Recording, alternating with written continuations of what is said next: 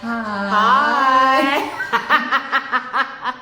Welcome to Meaningful Conversations. Oh, awesome. I'm Senzi. I'm Lele. So thank you for joining us. And we hope that you've been enjoying.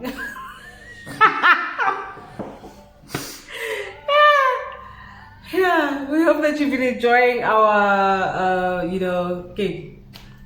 videos. Yeah, we hope that you've been enjoying them. If you have been watching, we have been talking about chastity, because we've learned it's not celibacy. We don't want to be celibate. We are chaste. So today we're going to talk about something that is a little bit more serious because we felt it needs to be addressed. We are talking about divorce, as we had mentioned previously that we both are divorced, and therefore we are single mothers. Yep, definitely. Yeah, okay. So we're just thinking about the fact that there are certain things that we would have loved to be able to find out, when we were still going through the difficulties. What do you find when you're going through it, and we decided, okay, maybe we should do a segment that is going to answer some of the questions that we would have loved to probably get someone's point of view on. Mm-hmm. Obviously, the answers are individual based, so it's not necessarily that we'll give you answers, but we are going to respond from our own experiences and the journey, how it started, and getting to a point where you can be able to kind of be able to function, you know what I mean? So Lele's going to be the one who's answering the questions, Kashiko. If you have been watching our videos, you realize that you'll notice that we have questions that we ask. So we have 3 questions that we will answer. And so today I'm asking the questions. Yay. And she will respond today. So the first question is, there's a conflict that happens internally where you find that, the mind knows, okay, this is what is, it has been finalized, and it's the best solution. We're not saying that we support divorce, but if you've gotten to that point where it is now where you're at, you are divorced, and then what I realize is that you are divorced mentally, but your heart is still not there yet. And you go through that conflict, and sometimes you ask yourself a lot of questions, and there's a lot of shame that is carried with it, and also doubt. So what I want to ask you is, so does the conflict, does it ever go away? Okay. Hi everybody again. Asking the questions is easier. I know. The conflict, let me just explain the conflict that I was going through first. So I usually say, I subscribe to the truth being the Bible, right? And so I'm from that understanding, and obviously the Bible says divorce is, God hates divorce. So already I was in conflict with that. I felt there was a lot, it came with a lot of shame. Number one. Number two, I felt that I failed. That's another conflict. I felt like I failed at being a wife and being a wife or existing in a home, because everybody wants a complete home. And conflict also from a perspective that I felt in retrospect there was a lot of bitterness towards when I say, people say when I father, when I say father, my father, I'm talking about God. So there was a lot of there was bitterness that I had hidden inside, where I just felt like, but I tried, I tried to do this the best way I could according to the scripture, but I felt like, where were you? How did I end up this way? I thought I made better decisions in my life by trying to or choosing to follow you. Why is it that things turned out this way? There was just, so the conflict was just, there was so many things, to the point where I really questioned my walk with God. Like, I just thought, does this even matter? People are living out there, they're doing their thing. Now I'm just here, and now look at me. There's certain things I sacrificed. And, I had that outlook, to be quite honest. And then I had it for quite a while. I think I don't remember the number of years, but I think after, like, around maybe for 3 years, I was living in a space of conflict. I was in a conflicted space mentally, even though talking about it helped me to, because I would talk to her about it. It helped me to clear some things, but there was just that thing, like, some things are clear, but with regards to my relationship with the father, I just felt like, there's just this thing that I couldn't, And I think there was a time I just felt like I didn't want to go to church. And I didn't. There was a time when I didn't. And there was a time I was like, I need some, because I couldn't decipher I couldn't read the Bible properly. I don't know why. And then I just went and I just got, some stuff. Some stuff, my heart was hard, man. It was like, But some things came in, and I was like, okay. So the conflict for me, I would say, more like for 2.5 years, and but also physically, like, I just felt like there was some insecurity, there was a lot of conflict, really. My value system, everything, how I reasoned as a human being, I just felt like everything just crushed. I just, I didn't know how to reason, properly. Spring taking us back to, times that we have kind of like forgotten a bit. For me, there was a conflict, and when there's kids involved as well, but I remember in the conflict, it was beautiful to have you there, because the conflict was happening, but there was seeking peace, because the Bible mentions, you seek that peace to know that God is communicating to you. So I was holding on to the fact that, okay, I'm at peace with the decision. I'm at peace with that decision. But the conflict was also the fact that, as much as I'm at peace, this is a situation, or it's it's a place where I had found myself. I've been a wife for 4 years, and I've been in that type of context. And now I was a stay-at-home mom. So it was very difficult, because at the time, I'm not even working, and I'm a stay-at-home mom. And I remember just thinking to myself, like, there is so much, like, for a while, it was just, I was existing, and and I thank God that there was community around me, because for the longest time, like, there was no Monday or Friday or Saturday, Sunday. I was just existing. I was just breathing and just existing. And obviously then being a mother kind of like pulls you back, because you like have to take care of people. But for the most part, you're just existing, and you are caught up in the routine and of doing things that need to be done.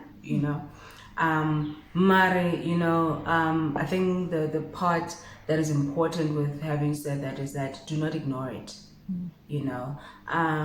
One thing that was beautiful about being in a community is I was allowed to be in that space. I didn't feel rushed. I didn't feel like, okay, snap out of it now.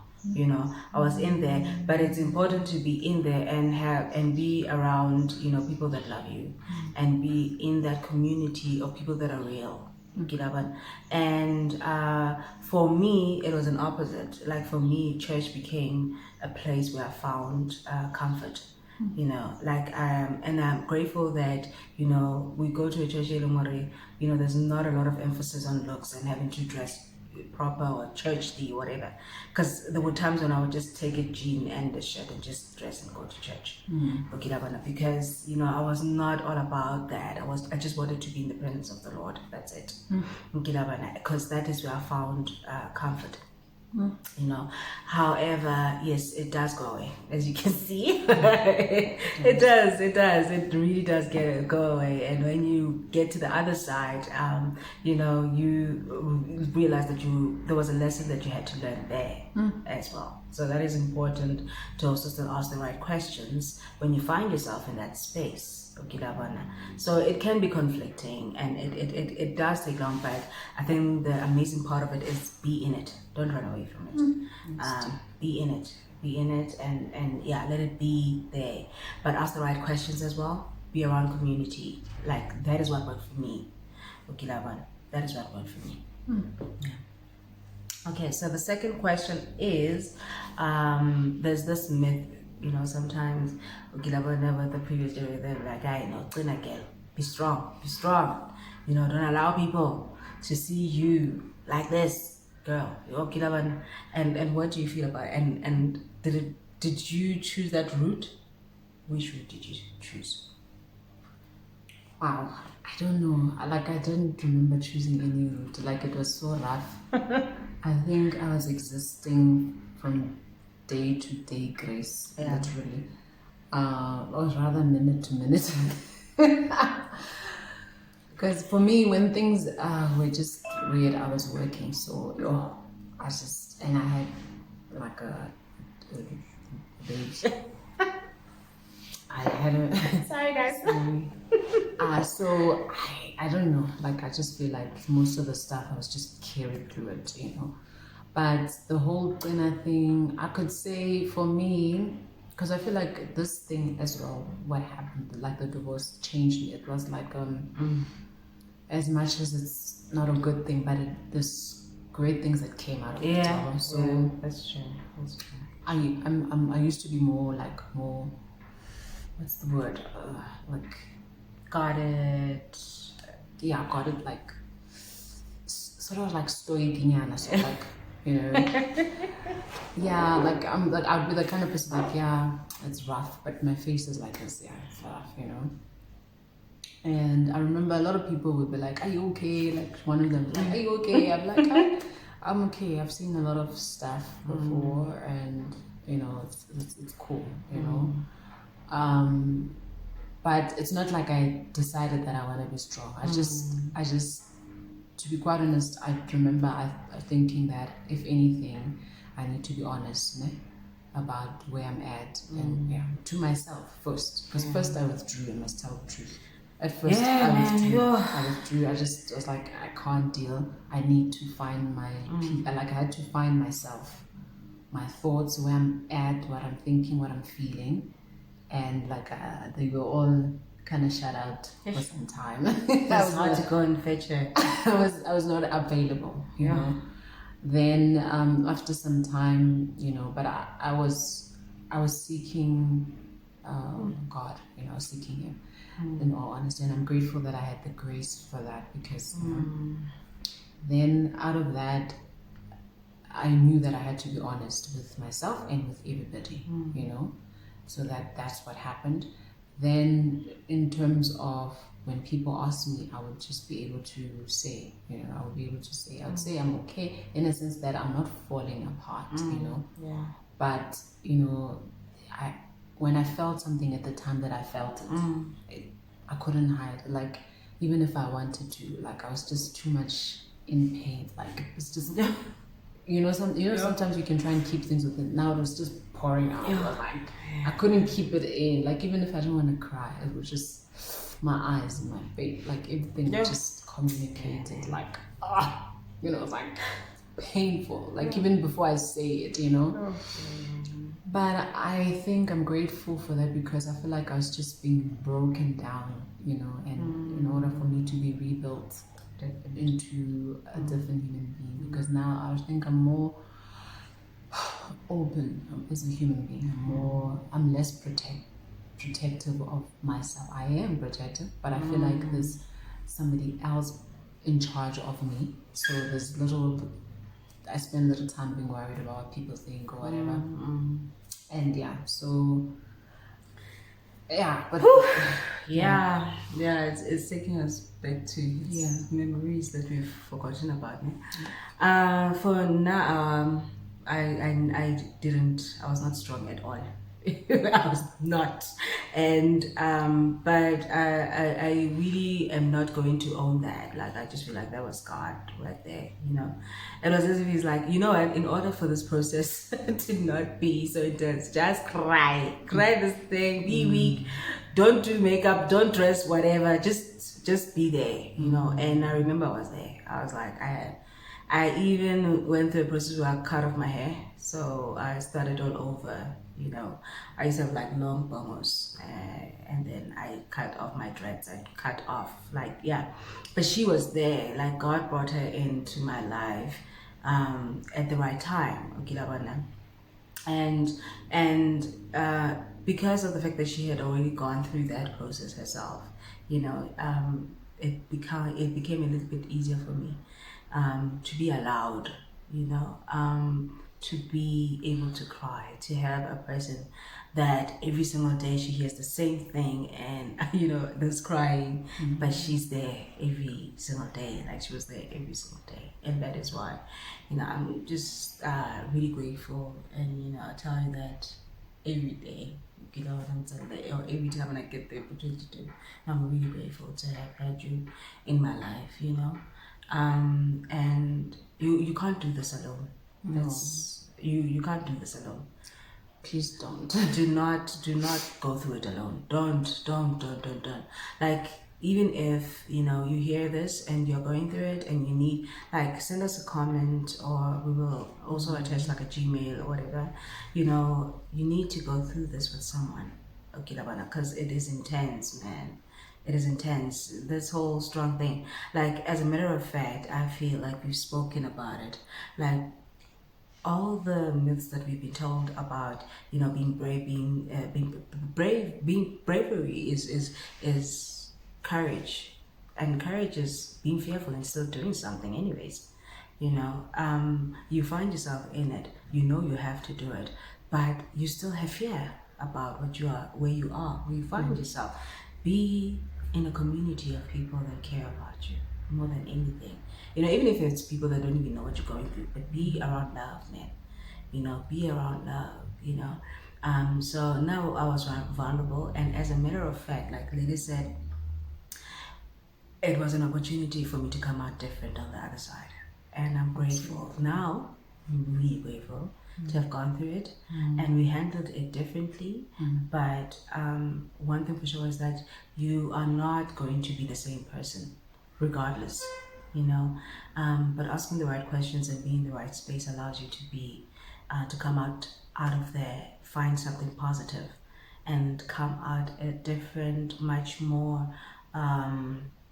again, a version that God had created you to be. That is what I you know, that is what I've experienced in my own experience. You know? Yeah. So, it's not easy though. It's not easy. And the last question is, the other thing that we discovered is that it took us a while to actually grasp the fact that we actually are single. Yeah. You are a single woman. Definitely. Like sometimes, okay, no, not these days. I don't care for it. I know I'm single. Like, yes. Assuming, yeah, I know. Yes. Yeah, that's also a challenge, but obviously that goes with time. Like at first, you just in this moment of the pain, and like I like what you said, that allow yourself to feel the pain, you know. And I think a lot of people are wondering, how come we are talking about the same subject? It's not like we decided, hey, you're getting one, you're getting one, let's all get one. Everybody's getting it. No, it didn't happen like that. It wasn't at all. In fact, I remember a time when I was like, I decided, okay, it's gonna go this way, and she was like, no, my friend, don't you think? Try. You know, and I remember also saying, dude, you know, don't you think? Like I was hopeful, you know, and you know, with time maybe we'll break it down how this happened, because we've been friends for a while. But yeah, so the whole singleness just, for me, it was difficult because at first I was home, I was staying with my mom, so I had to be a daughter. And now I'm back home, and I'm coming from a point of a position where I was a wife, and you know, I was helping to lead, you know, the household. Now I'm going back home and I have to be under my mother's rules and how she does things. Then I have to be a mom, but then I'm like a single mom because my child is staying with me in a way. You know, not that the father was, it's just that I was then I was the primary whatever parent. Then there's the thing of I'm working, like there was a whole lot of things in my mind, like, okay, so now I'm not with him, you know, like there was just so much unclarity in that whole situation. Now for me, I like I usually say to people, like I like one thing at a time. You know? So now all those things I was like, you know. And so after some time, like after years, I remember a friend of mine saying to me, you need to be delivered from being a married woman. Because I walked around, you know, with this, I don't even know how married woman's supposed to look, but I had it in my mind, like I am married. Like I wasn't saying I'm married, but I had the thing that I don't have time for this, I don't have time for this.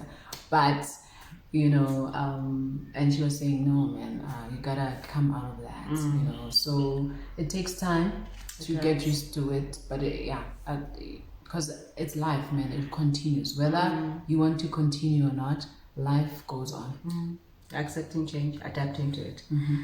For Nadine, like I could see like everything since you're single, but it's like your mind and your heart is not, you know, you know, like, okay, you are single, but it's like, you know, to a point where even when you are approached, okay, but you still feel like telling people, and then you're like, oh, okay, I'm not married.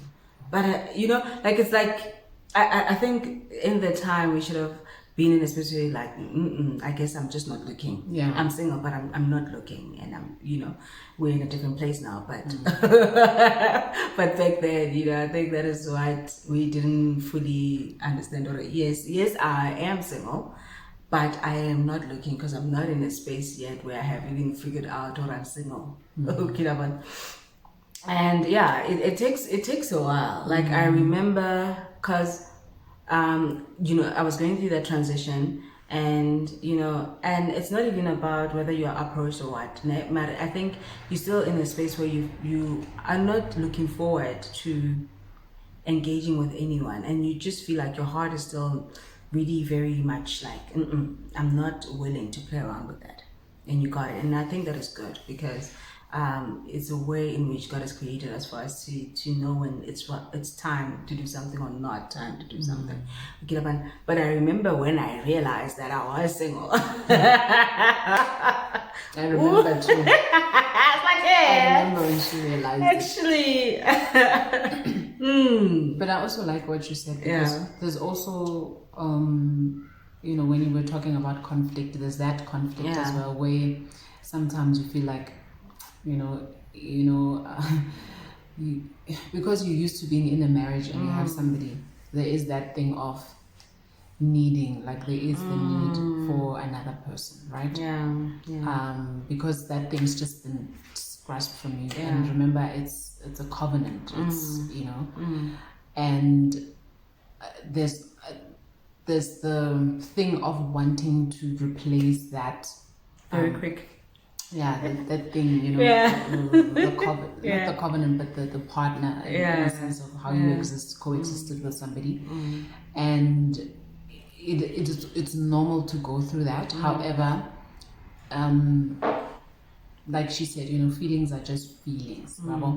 So, and it's one of the reasons we're shooting this video, because we want people to understand that you go through that, but it's not something that you should give into, you know. And obviously we've gone through whatever time, but we'll break it down next time, that it's not necessary to pursue those things. It's one of those things when you're saying be in it, feel it.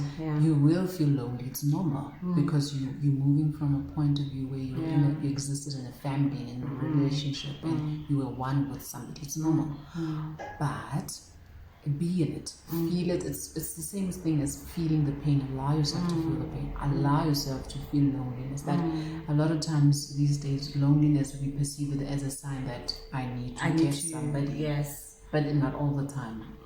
You know, in fact, I feel like the best time to get somebody is not when you are not feeling lonely. When you can be alone with yourself and be with yourself, and you're okay with it. Yeah. Because when you're in that phase, people can sense it. I'm sorry, I'm going to say members of the opposite sex. And I'm sorry, guys, if I'm wrong, you can correct me. They can sense it. They will sense it. And they will come for it. And they will use it.